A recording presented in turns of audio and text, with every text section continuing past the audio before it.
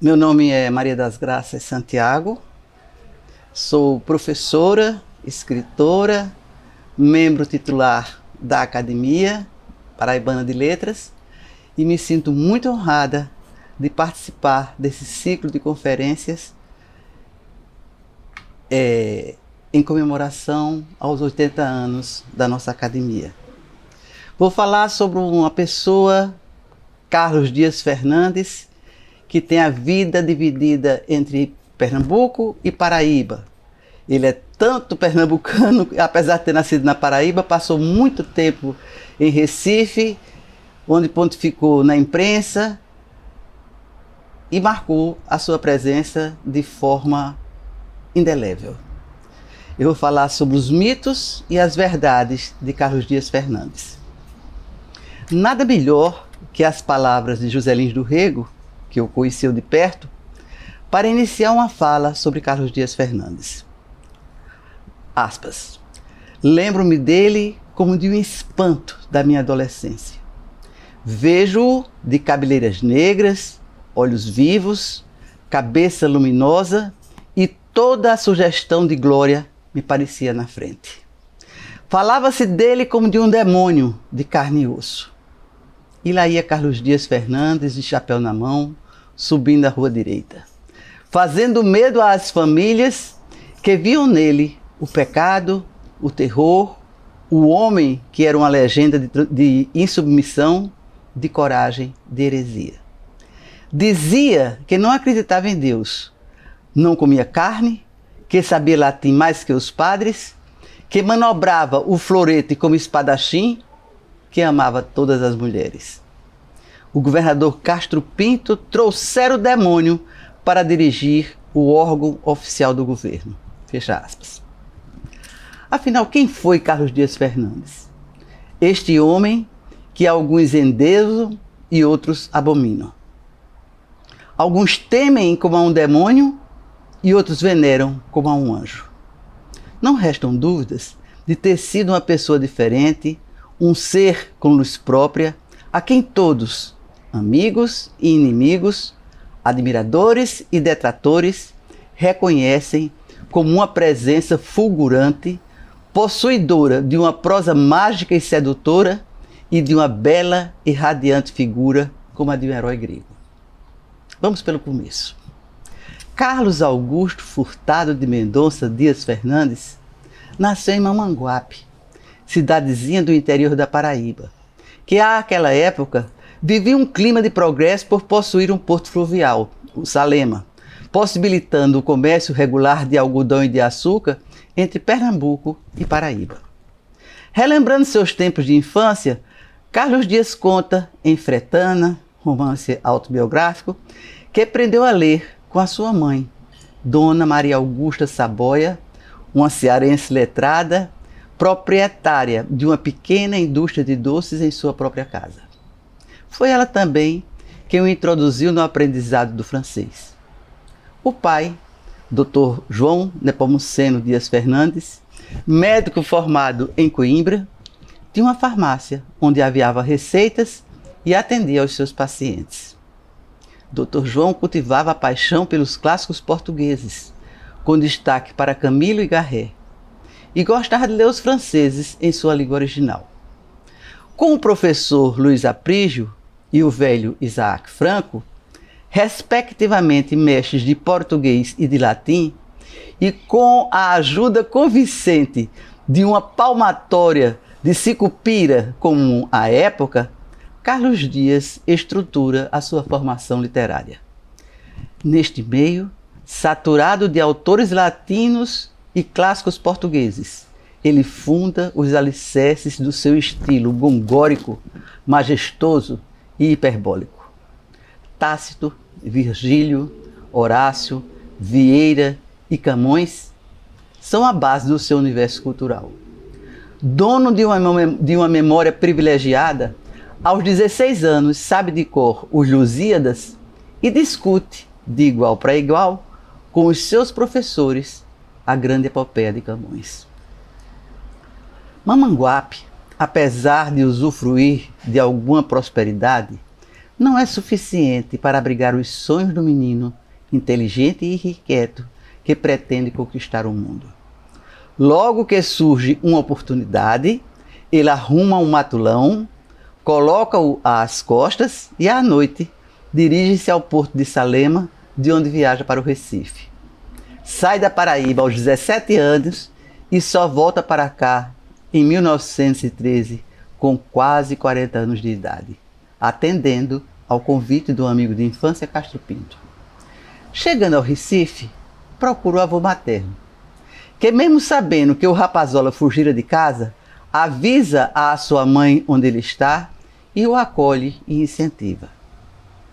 Morando na casa dos avós, convive com a tia Francisquinha, mulher culta, poliglota, possuidora de ideias progressistas e que, além de orientar as leituras do sobrinho, ensina-o a se vestir com elegância e a se portar como um cavalheiro. Carlos Dias cria um forte vínculo de admiração e de amizade com esta tia. Na capital pernambucana, matricula-se no curso de farmácia e vive às expensas de um tio-avô, cuja morte, ocorrida na Europa, o obriga a cuidar da sua própria vida. Nosso herói parte para o Rio de Janeiro. Na capital federal, arruma emprego numa farmácia como lava-vidros. E graças à experiência adquirida na drogaria paterna, passa a ser aviador de fórmulas. Mora na casa de outra tia, a tia Rosa Furtado, republicana convicta e florianista exaltada, que o incentiva a entrar para a Guarda Nacional por ocasião da segunda revolta da Armada. Por concurso, Carlos Dias consegue a posição de tenente, com grande facilidade para aprender. Na teoria e na prova escrita, sai-se muito bem, mas na prática, quase implode um canhão por manuseio inadequado.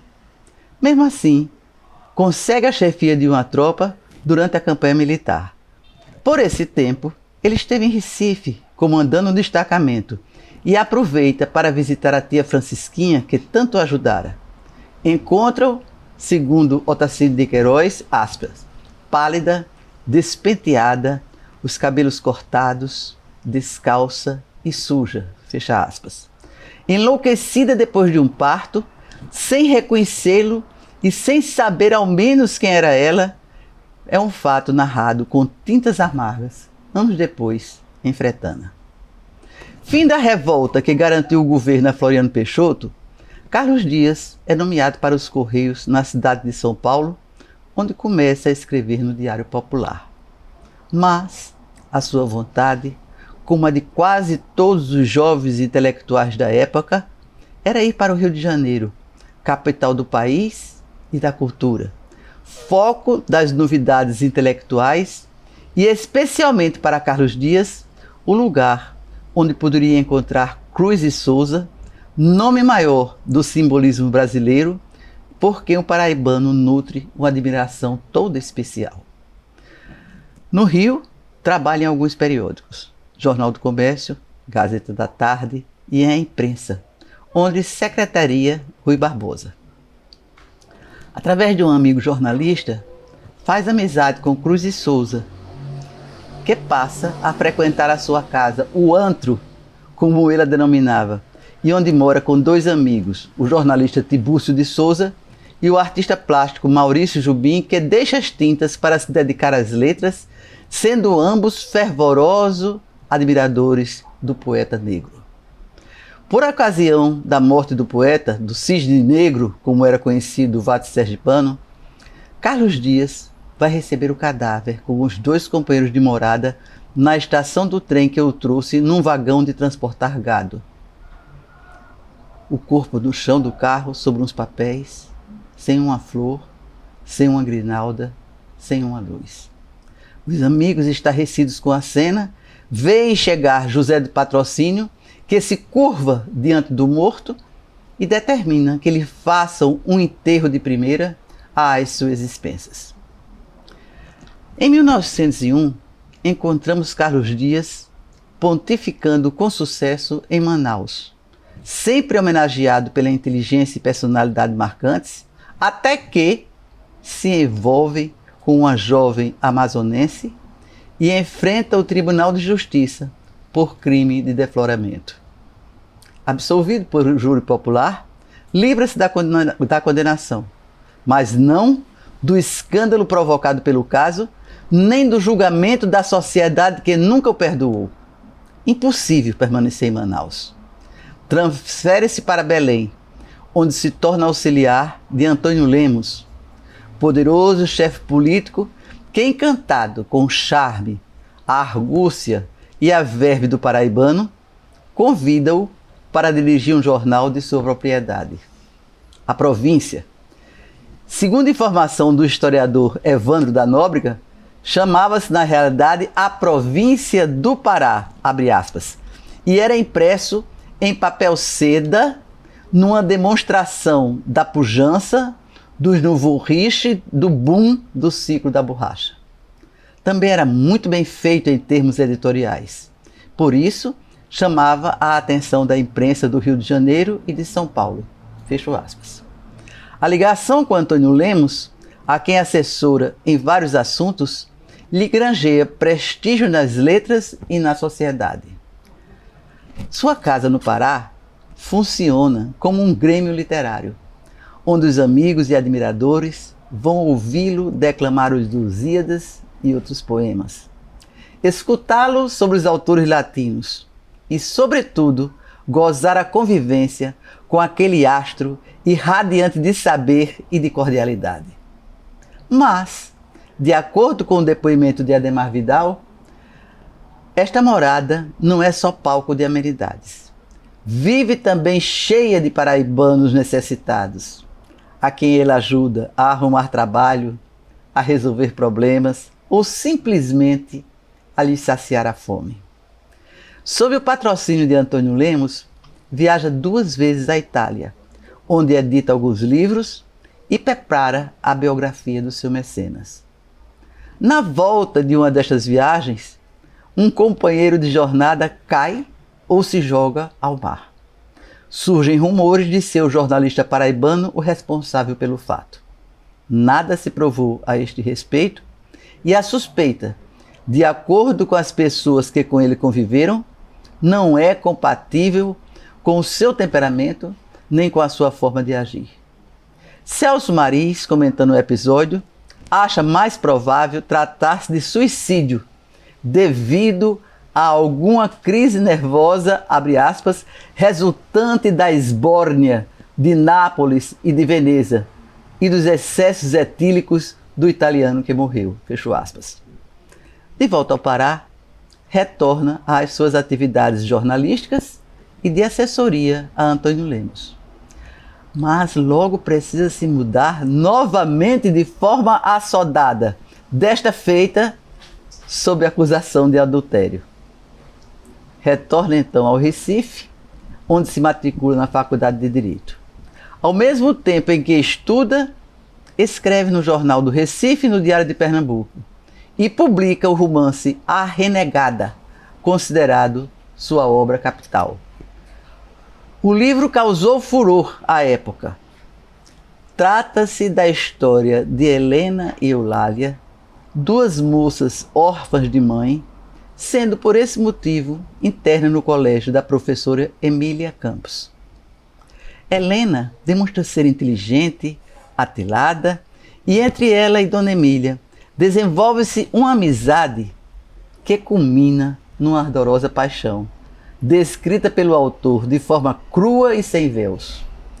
O pai das moças enfrenta, então, problemas financeiros. E para resolver a situação, Helena aceita a proposta de casamento do amigo do seu pai, o rico desembargador Palma, já de idade bastante avançada, e por quem ela nutre uma forte antipatia. Na viagem de núpcias, o desembargador se mostra incapaz de consumar o casamento, o que não o impede de tentar uma satisfação sexual minuciosamente descrita no livro. Em Petrópolis, onde o casal se instala, Helena se apaixona por um jovem engenheiro de quem se torna amante. Forçada pelas circunstâncias, a protagonista conta ao marido a situação vivenciada. E o velho Palma, depois de um rompante de ira, aceita o fato, somente pedindo que sejam discretos. Indignada com isso, Helena convida o engenheiro para fugir, mas o moço recusa a proposta temendo o escândalo. Decepcionada, ela sai de casa, indo para um arrabalde onde mora a sua lavadeira e lhe pede abrigo. Descobre que está grávida, o que a deixa feliz, mas perde a criança com a notícia da morte súbita de Palma. Detentora agora de toda a fortuna do marido, viaja à Europa com o pai para tratar-se da tuberculose que contraíra. Morre na Itália aos 26 anos, tendo antes escrito, em forma de carta, a história da sua vida, A Renegada. O romance causou um verdadeiro escarcéu, sendo muito comentado. Algumas críticas favoráveis, outras bem adversas. O fato é que, muitos anos depois, ainda parece causar constrangimento referir-se a ele. Hernani Sátiro, por exemplo, no seu discurso de posse na Academia Paraibana de Letras, faz a sinopse e a crítica do livro. Mas nem fala nos encontros de Helena com Dona Emília, nem das tórridas cenas entre a protagonista com seu marido ou com o moço engenheiro.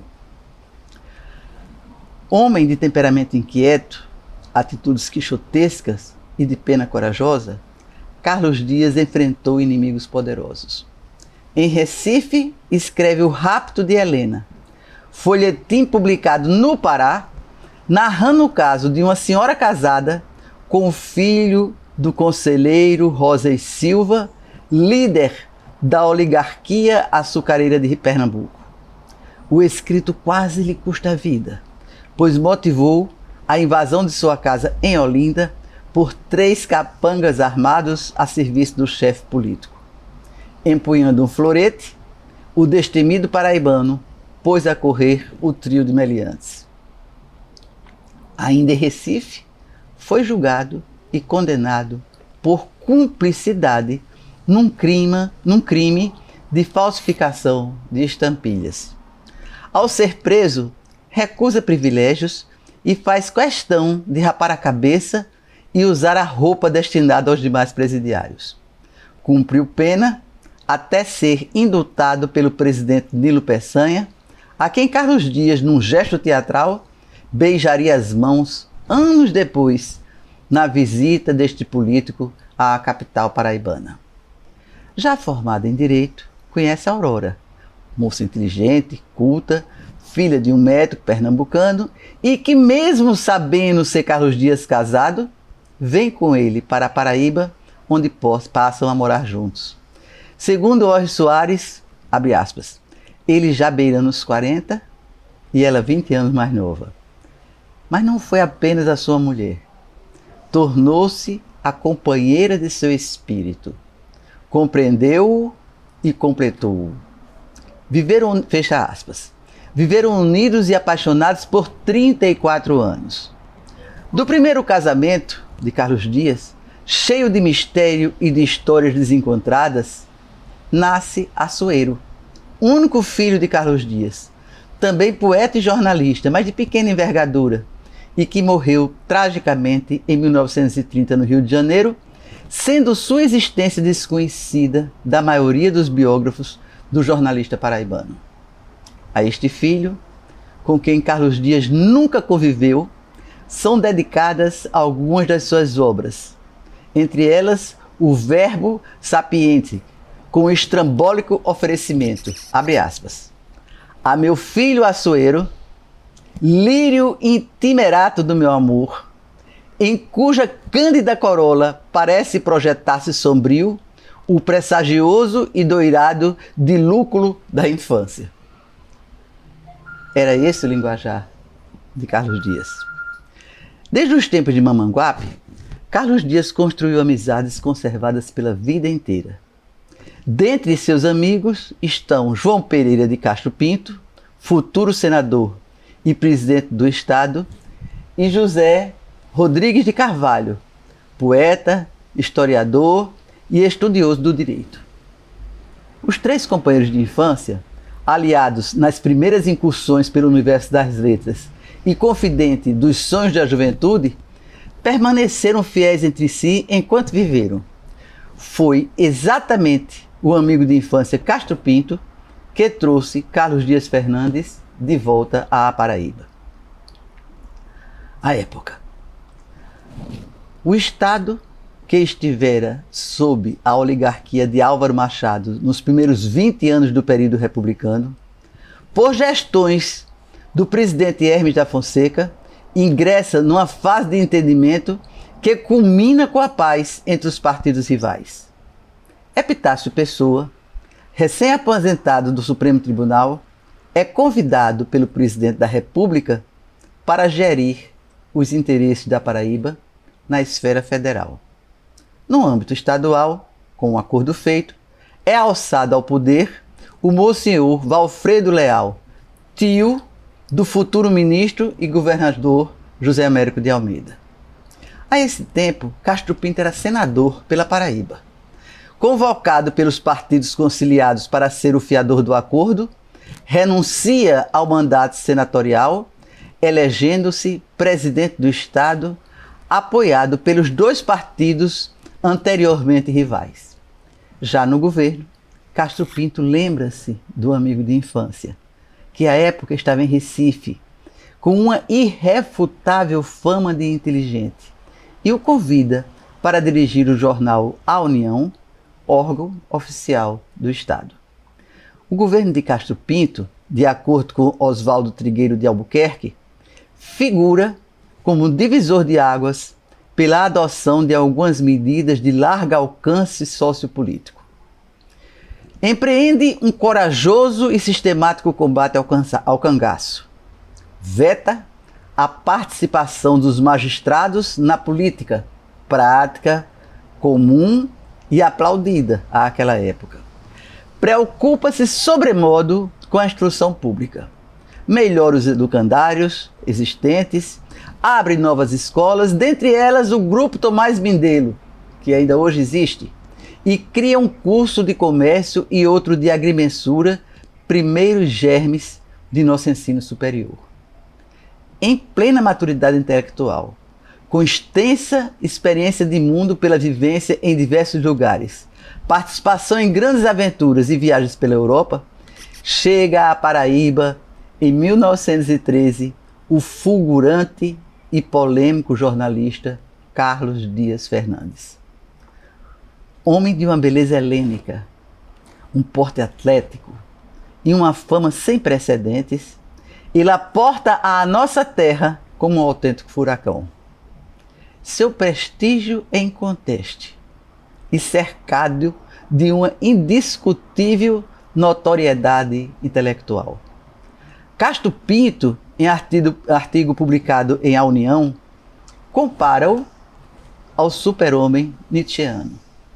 Osias Gomes, além de considerá-lo um Adonis e o melhor poeta paraibano, afirma ser ele um borbulhante fenômeno sísmico. João Leles o denomina demônio brilhante de uma época. Hernani Sátiro refere-se ao patrono da sua cadeira como sendo um conversador mágico que a todos prendia e dominava, fazendo a humanidade rir ou chorar. E Celso Maris completa, abre aspas, de Carlos Dias já se falava como de um nome radioso, uma figura esquisita e vigorosa, estróina, rebelde, incontentado, jovem e com a vida cheia de atos fortes e produções belas. Fecho aspas. Entretanto, a paz política firmada no Rio de Janeiro teve vida curta. Castro Pinto, um homem honrado, recusa-se a praticar alguns atos destoantes dos termos do acordo feito e, por essa razão, enfrenta um fogo cruzado entre epitacistas e valfredistas. Desiludido com a política, renuncia ao governo. Assume o seu lugar o coronel Antônio Pessoa, irmão de Epitácio. Carlos Dias continua como diretor de A União, onde permanece por 3 governos consecutivos. Em 1919, os ventos da sorte sopram em favor da Paraíba.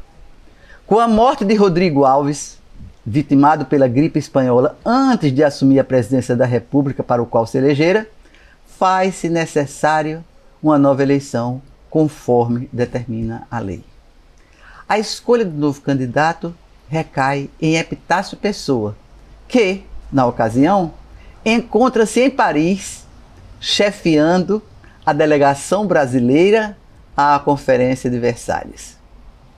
O opositor do paraibano é Rui Barbosa, conhecido jurista e respeitado intelectual. Epitácio vence o pleito sem pronunciar um único discurso de campanha e chega ao Brasil como novo presidente da República. A Paraíba festeja a ascensão do filho à primeira magistratura da nação. Já presidente, voltando dos Estados Unidos, onde foi a convite do presidente Wilson para tratar de assuntos da Liga das Nações, Epitácio passa pela Paraíba. O então governador Camilo de Holanda mobiliza seus auxiliares para homenagear o ilustre conterrâneo. Carlos Dias, que já escrevera a biografia de Epitácio, compõe para a ocasião uma ode homenageando Dona Mary Saião, primeira-dama do país. No governo de Solano de Lucena, que coincide com o período presidencial de Epitácio Pessoa, Carlos Dias desenvolve uma feérica atividade intelectual. Faz conferências, publica artigos, escreve livros em prosa e verso e reedita parte da sua obra. Requinta o seu estilo de vida, pratica ginástica sueca diariamente, faz equitação, frequenta o Clube Astreia para jogar pôquer e conversar com os amigos, toma banhos de mar e divulga as suas ideias. Sua maneira de vestir, sua forma de falar, seu jeito de ser encantam e influenciam a juventude de então. Suas ideias.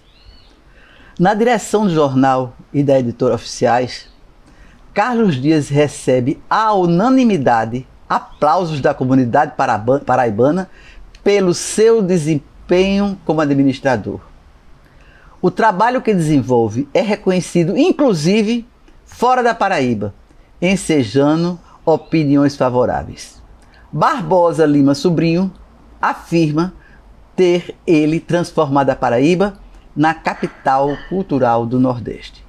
Com a preocupação de divulgar o saber, a editora de A União publica uma série de livros de boa qualidade, dentre as quais estão Ensaios de Filosofia, de Alcides Bezerra, que também tem assento nesta casa, Ensaios de Crítica e Estética, de Álvaro de Carvalho, Apanhados Históricos da Paraíba, de Celso Maris, A Paraíba e Seus Problemas, de José Américo de Almeida, e a segunda edição do Eu, de Augusto dos Anjos, com primoroso prefácio de Horri Soares, além da obra do próprio diretor, entre outros trabalhos de expressão. O jornal está cheio de bons articulistas e de poetas, do quilate de Américo Falcão, Raul Machado, Pereira da Silva, Eudes Barros, Rodrigues de Carvalho. Assegura Ademar Vidal que Carlos Dias ditava simultaneamente 2 ou 3 artigos diferentes, sem perder o fio do pensamento. Testemunha Nelson Lustosa, abre aspas, a união de Carlos Dias me abriu o mundo para a vida. O seu gabinete de dirigente era a mais avançada escola de jornalismo deste país e centro esfuziante de difusão cultural, escola de estudos e escola de escritores. Por esse centro de excelência passaram alguns jovens intelectuais desse tempo. Além dos já citados, encontramos ali Assis Chateaubriand, Nelson Lustosa, Osias Gomes, Antenor Navarro, Horri Soares, Ademar Vidal, José Lins do Rego, Eudes Barros, José Américo de Almeida, entre tantos outros. Realmente, foi uma sementeira de valores nunca vista em nossa terra. Carlos Dias promove, incentiva e participa de vários tipos de movimentação cultural. É sócio efetivo do Instituto Histórico e Geográfico Paraibano e funda, com Castro Pinto, a Universidade Popular, uma associação cujo objetivo é realizar conferências, tertúlias, festas de caráter cívico e instrutivo, muito em voga naquele tempo, e onde se divulgam as novidades educacionais. Depois de algum tempo na Paraíba, apesar de chocar alguns arraigados e empedernidos moralistas pela sua maneira de ser, inclusive por viver maritalmente com Aurora sem a formalidade de um casamento, Carlos Dias consegue ser aceito sem restrições pela sociedade.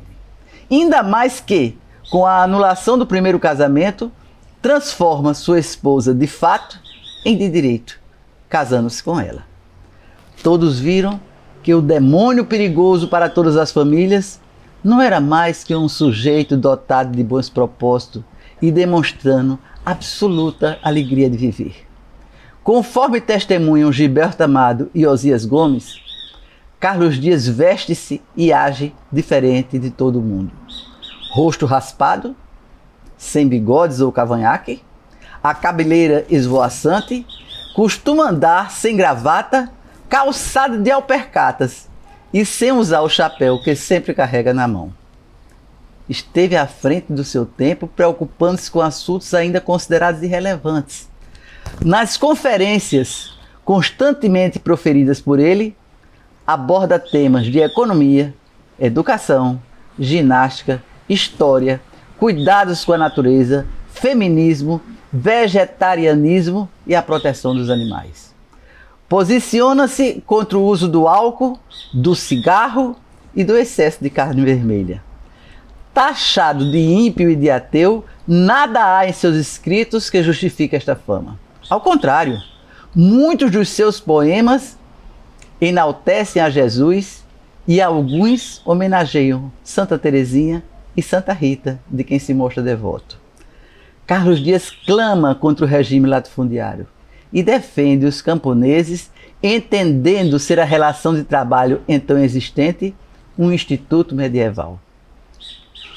Considerava-se inimigo de quem quer que engaiolasse um passarinho ou promovesse uma briga de galo. E mais de uma vez interveio na forma de alguns carroceiros tratarem seus animais de trabalho. Foi ele quem fundou, juntamente com Dona Francisca Moura, Coriolano de Medeiros e João Suassuna, a Sociedade Protetora dos Animais. Em palestra realizada a pedido da Assistência Dentária Infantil, sob o sugestivo título de Infância Proletária, editada pela União, ressalta a importância da amamentação materna como forma de evitar moléstias endêmicas como a enterite. Advoga a assistência às gestantes antes e depois do parto, apontando a necessidade de o Estado fornecer às nutrizes uma alimentação adequada para que produzam leite para suas crianças. Abre aspas.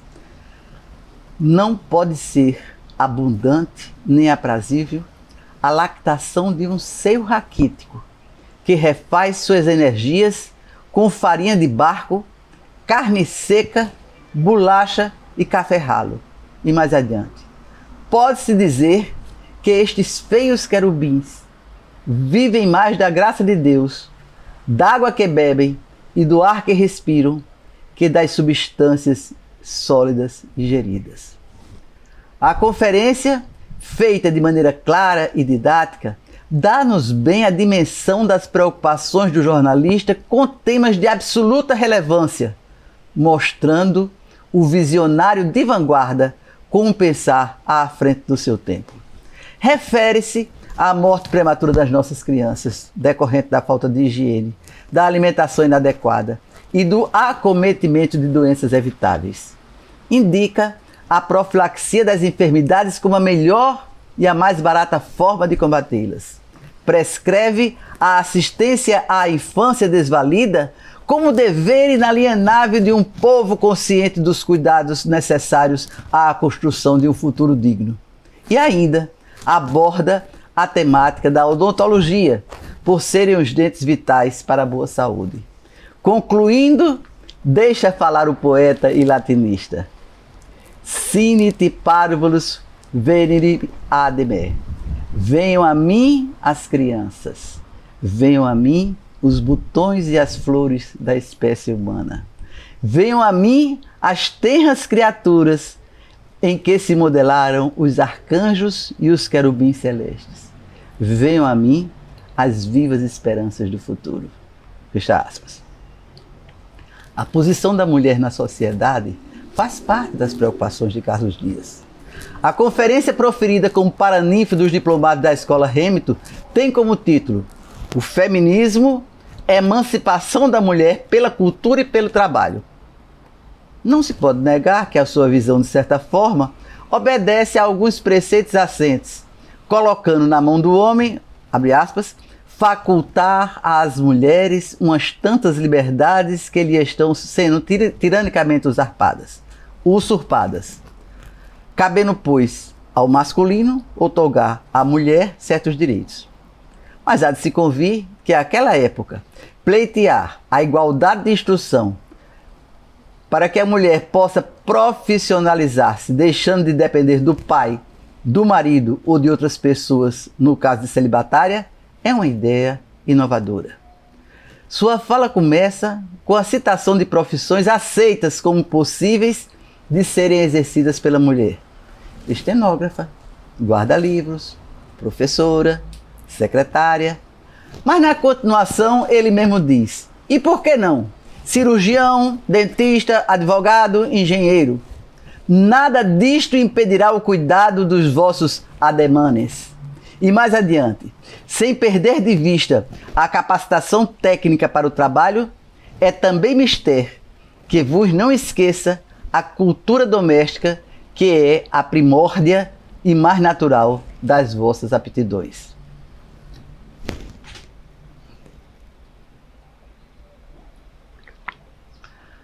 O que se percebe na prática é que o jornalista paraibano valoriza como grande bem a capacidade intelectual da mulher.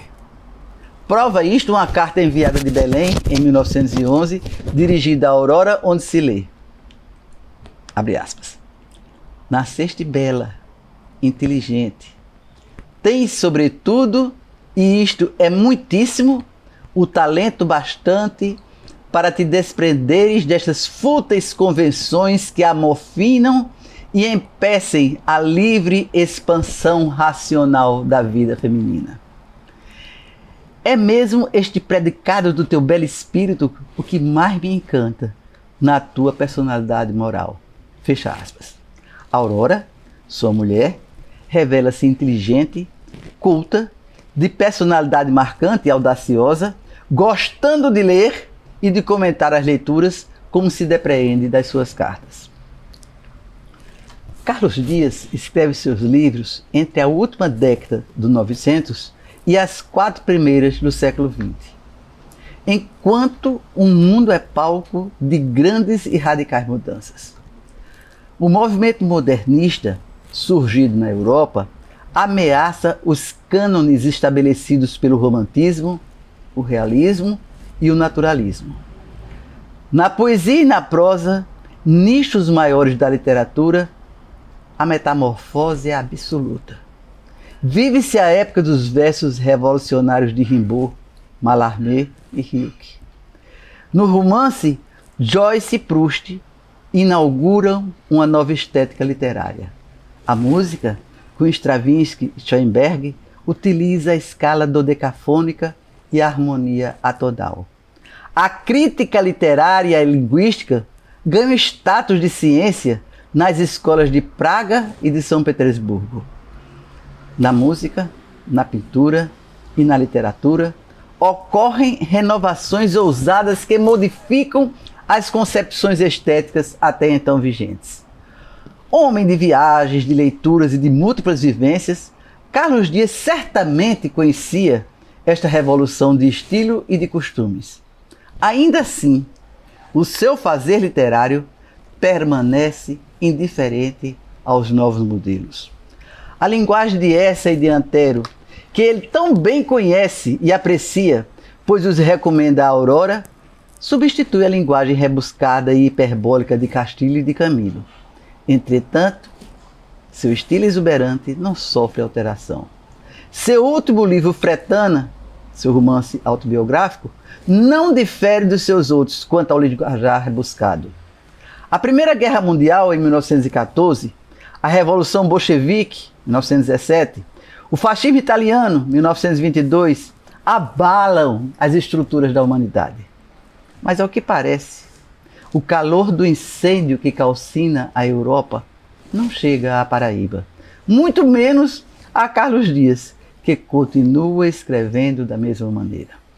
Talvez tenha sido a prática da alquimia das fórmulas farmacêuticas conhecidas no começo da vida, ou, quem sabe, a paixão pelo logogrifo e seus mistérios, utilizados por Frederico Pestana, cognome dos charadistas Carlos Dias, que tenham se fixado nele, de forma indelével, fazendo com que, em algumas das suas produções, utilizasse verdadeiros malabarismos verbais, demandando a ajuda permanente de um dicionário para decifrar o seu significado. É o caso, por exemplo, dos textos a seguir, retirados de 2 crônicas do seu livro Torre de Babel. No primeiro, descreve uma mulher escura, abre aspas, de gaforinha eriçada, não se pejando de exibir a piolheira aracnídea pervagante pelo couro cabeludo. No outro, relembrando o cheiro desagradável de alguns repórteres que chegam suados à redação, relata: o odor fartúnico de suas glândulas sudoríparas. Sobre os revisores do jornal, comenta que, abre aspas, em suas retinas cansadas, saracoteiam em sarabanda infernal grifos itálicos e elzevires numa tremenda confusão de pastéis impenetráveis. Saindo às pressas de Pernambuco por conta do atentado decorrente da escrita de O Rapto de Helena, registra a viagem num verdadeiro contorcionismo verbal. Abre aspas. Esvaiu-se-me da retina obumbrada de quentes lágrimas a paisagem feérica de Recife, as pungentes recordações como vespas imponderáveis. E é então que usa o mais surreal dos vocábulos. Habeas corporizei-me no esquife de bordo. Esta é apenas uma pequena amostra do linguajar acrobático de Carlos Dias Fernandes. Sua obra extensa e variada abrange praticamente todos os gêneros literários. Na poesia, ele explora a épica, a lírica, a erótica e a religiosa. Na prosa, vai da crônica ao romance, passando pelo conto, artigos de jornal e ensaios. Conquista, pela sua personalidade brilhante e multifacetada, uma legião de seguidores, que o transforma numa figura mítica e o coloca num pedestal de glória. O romance A Renegada, que explora bastante o erotismo, é uma leitura agradável, mas é de um valor literário bastante discutível. Mesmo assim, foi elogiado à exaustão e comparado com os melhores livros então publicados. Na mesma medida, foi execrado como pornográfico e imoral na Semana Literária em Recife, como se vê nas opiniões constantes em adendo do seu romance Os Cangaceiros. Nas palavras de Celso Maris, abre aspas, é um romance de cru realismo em cujas páginas os defeitos e influências se perdem em maior parte no sabor picante do enredo e no movimento e força das descrições. Fecho aspas. Para se ter uma ideia da personalidade singular e autêntica de Carlos Dias, quando retornou à Paraíba, ficou de início hospedado na casa do cunhado Roque de Paula Barreto, dono da fábrica de cigarros Popular. Mas isso não foi empecilho a que pronunciasse uma conferência sobre os malefícios do álcool e do fumo e do consumo excessivo de carne vermelha para a saúde. Naturalmente, sendo um posicionamento lesivo aos negócios da fábrica de tabaco, a fala do orador aborreceu o seu anfitrião, criando sérios problemas para ambos, o que não alterou a sua postura. O intelectual panfletário era vegetariano e cultor da saúde física, praticando natação, equitação e ginástica sueca. Obedecia à risca o preceito de mens sana in corpore sano. Entretanto, Celso Maris comete uma inconfidência e revela um fato testemunhado no almoço a ele oferecido na casa da rua Almeida Barreto, onde moravam Carlos Dias e sua mulher Aurora. O amigo convidado, privando da intimidade do casal, conta que, algumas vezes, o atlético jornalista esquecia o vegetarianismo e a abstinência alcoólica e se comprazia com uma taça de vinho e um tenro leitão assado, como sucedera nesta refeição para a qual ele foi convidado. Além da preocupação com os assuntos de vanguarda já elencados, nosso amigo inquieta-se também com o problema de educação. Escreve, sob encomenda do governador Camilo de Holanda, um livro didático, Escola Pitoresca, editada no Rio de Janeiro em 1918 e adotada em alguns estados brasileiros. Ao que parece, Carlos Dias teve como inspiração para a escrita de seu manual pedagógico o livro Il Cuore, do italiano Edmundo Amicis, figura a quem se refere como sendo a de um grande educador. A tradução do livro italiano, como Coração, era utilizada nas escolas brasileiras desde as últimas décadas do século XIX até os primeiros anos do século XX. A Escola Pitoresca pretende ocupar este espaço. É interessante notar que neste livro didático, diferentemente dos seus outros escritos, nosso jornalista usa uma linguagem simples, direta, não rebuscada, com a preocupação primordial de se fazer interessante e compreensível. Divide a obra em pequenos contos, hinos, histórias, fábulas e escritos moralizantes. Em março de 1926, foi aos Estados Unidos, representando o País, Jornal do Rio de Janeiro, e a União da Paraíba, no Congresso Pan-Americano de Jornalistas ocorrido em Washington. Segundo o depoimento de Oliveira Lima, diplomata brasileiro que o ciceroneou na ocasião, seu desempenho encantou a todos. Sua atuação foi tão brilhante que ensejou o convite para participar do terceiro Congresso Mundial de Imprensa a acontecer em setembro do mesmo ano, no qual sua presença era reclamada como a figura mais em destaque do jornalismo brasileiro. Ao assumir o governo da Paraíba, em 1928, João Pessoa assina de pronto a demissão de Carlos Dias Fernandes e nomeia Celso Maris para o substituir na direção do órgão oficial da comunicação do Estado.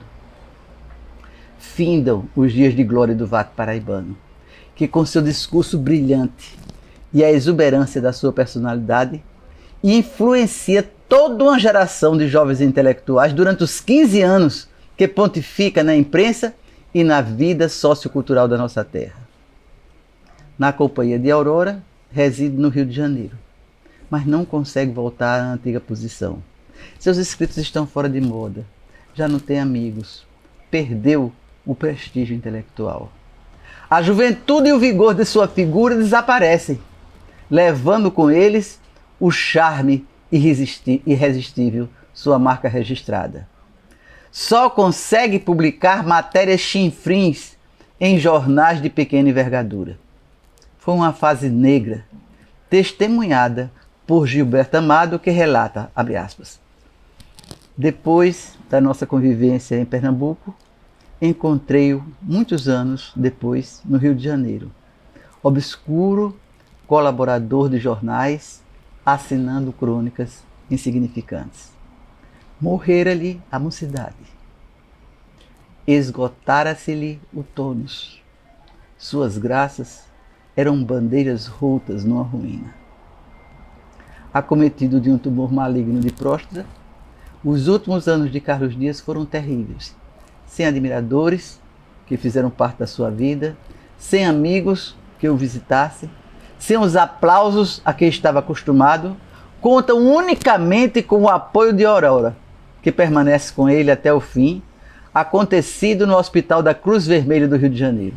Morre Carlos Dias Fernandes aos 68 anos de idade, em 9 de dezembro de 1942. Sua obra não resistiu ao julgamento do tempo. Seu jornalismo foi efêmero. Seu nome esquecido pelas novas gerações. Está sepultado no cemitério São João Batista e em sua lápide estão os versos de Aurora, que, assimilando o seu jeito de viver e de escrever, anotou, abre aspas, a este feral e plácido abandono, até que enfim conseguiu vir. Não lhe perturbes o eterno sono, deixa-o em paz, deixa-o dormir. Fecha aspas. Foram estas as palavras derradeiras da sua musa e companheira. Considerações finais. Em largas pinceladas, este é o retrato de Carlos Dias Fernandes. Um celebrado mito no seu tempo, um ignorado personagem no nosso. Ao que penso, é hora de colocá-lo em seu devido lugar, como uma personalidade iluminada. Sua presença foi marcante, não como escritor, apesar da extensa e variada obra que deixou, algumas até de boa qualidade, principalmente no que tange à lírica encontrada em muitos de seus versos e em várias de suas prosas. Mas o que, de forma indiscutível, ele oferece de extraordinário é a sua magnífica personalidade, brilhante, multifacetada, divulgando ideias, muitas delas absolutamente novas para a época e para o espaço em que viveu. A preocupação com o feminismo, com o proletariado, com a infância, com a higiene, com a educação, com os animais, com a natureza, são manifestações de vanguarda pouco valorizadas pelos seus biógrafos. Todos são unânimes em declarar que, se escrevesse com o vigor e a clareza com que falava, teria deixado uma obra monumental. Mas todos esquecem de ressaltar o seu atributo como animador cultural, como promotor de eventos ligados à valorização da pessoa, como orador incomparável. Deixemos falar Gilberto Amado, que conviveu estreitamente com ele. Abre aspas. Carlos Dias Fernandes, um homem de letras, esse esqueci. Jamais esquecerei, porém, a aparição do indivíduo atarracado e passo alerta, que pela primeira vez se me mostrou nas ruas do Recife, parecendo carregar o estandarte invisível da liberdade absoluta de espírito. E ainda, a sua prosa era fantástica. Não deixou nada por escrito que se pudesse emparelhar com a sua conversa.